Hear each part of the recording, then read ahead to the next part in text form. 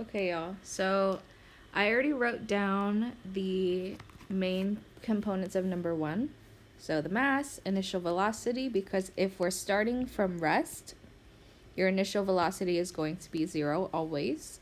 The force and the distance. So A is looking for final velocity, and B is looking for how much work was done on the mass. So when you look at your one-stop shop, work equals force times change of distance. So work equals force times change of distance. And we already have both of those things. So then you're just plugging it in. So 2.20 times 10 to the third newtons times 50. And you end up with either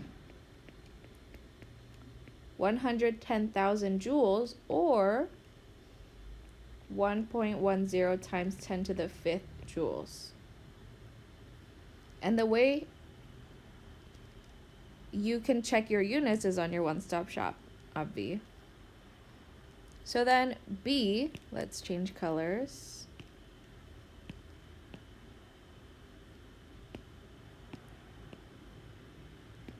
Put that over there. So B is asking for the final velocity of the mass, right? So if we look at our one-stop shop, I'm going to be saying that forever, you look at what you have and what you need. So we have distance, we have initial velocity, we have mass, and we need final velocity.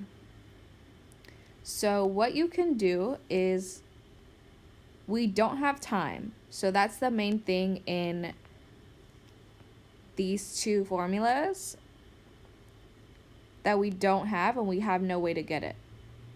Versus the third formula, v squared equals initial velocity squared plus 2ax.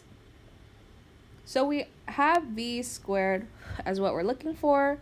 Our initial velocity, we said we start from rest, so it's 0 squared plus 2a, we don't have a, and then times 50. So in order to find a, it's a whole thing.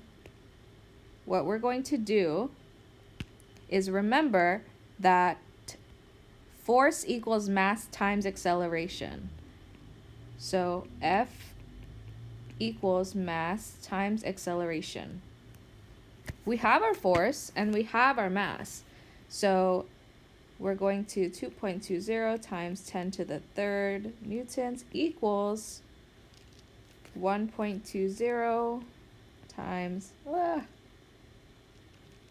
10 to the third kilograms times A. And because it's on the other side of the equal sign, you need to take a plane and travel to the other side. So then your A ends up being, hey Siri, what's 2.20 times 10 to the third divided by 1.20 times 10 to the third?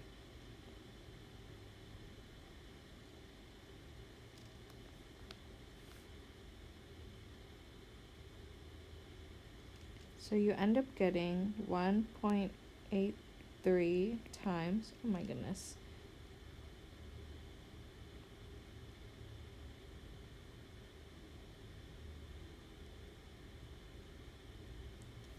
Oh no, 1.83, and that's it. Okay, so now we have our A, and then we're gonna plug it back in. So b squared equals 0 plus 2 times 1.83 times 50. And then you're gonna plug those in to the calculator. So, hey Siri, what's 2 times 1.83 times 50? 2 times 1.83 times 50 is 183. 183. And it's asking for final velocity, not final velocity squared. So we're going to square root it. Hey Siri, what's the square root of 183? So then it ends up being 13.5 meters per second. Perfect. All right. So if that makes sense, then let's move on to number 2.